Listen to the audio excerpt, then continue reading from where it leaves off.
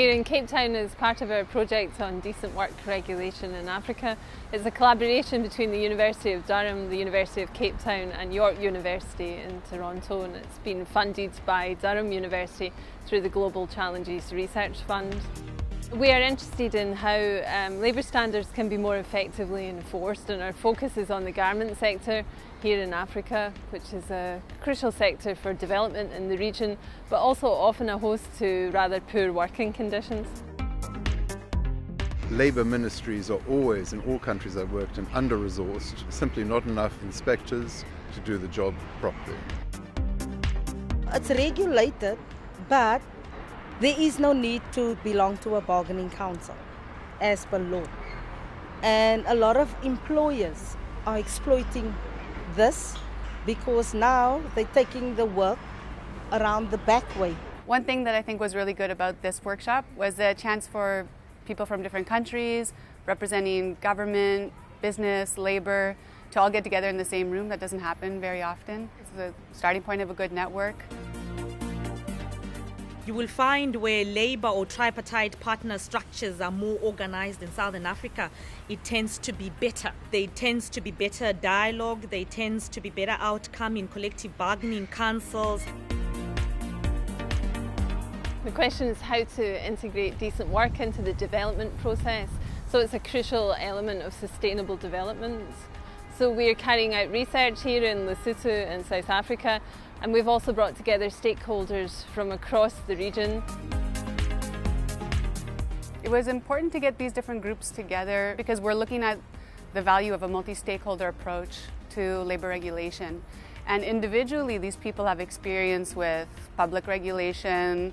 We have people representing the Ministry of Labour, the Labour Inspectorate.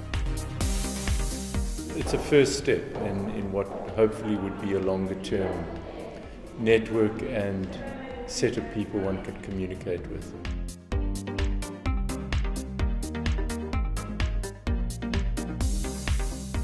I think what we need to make our investors understand is that development without a human face is no development at all. Otherwise, there is no way we can make gains on poverty reduction if the work that is provided is not based on decent work principles. Our hope from this conference is that we can gather ideas and advice from stakeholders in the region that can feed back into our research so that we're finding solutions for effective enforcement in Africa that really respond to the needs of local development and our local partners. Countries need a very capable state that leads the way, that takes charge of wages and conditions. It makes it a national priority. It shows that the state is serious about that.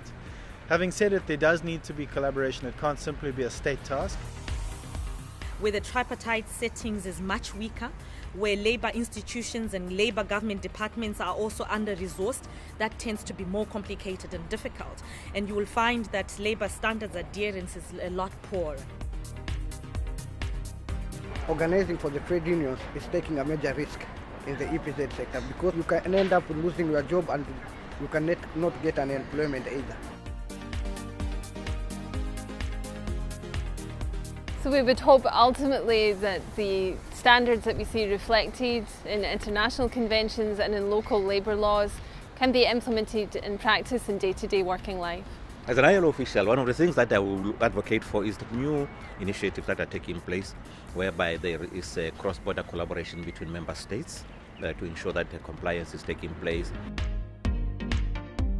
It represents something like the culmination of work that's been done over the past 7 or 8 years in Lesotho, but also the beginning of a new project moving forward that's going to be collaborative with South Africa and hopefully some of these other countries that were here. And importantly, for my research on a personal note, one thing that was valuable about this workshop was the opportunity to present those research findings to a room that represent unions, the Ministry of Labour, the Ministry of Trade, business. And I don't think that we usually get that audience as researchers. So for them to hear about some of the impacts of the research, it makes me feel like it could trickle back to have some real world impact. Thank you to all of our stakeholders who came from across the region and to the people that we've interviewed in the factories in Lesotho and here in Cape Town. We appreciate all of your help and guidance for this project.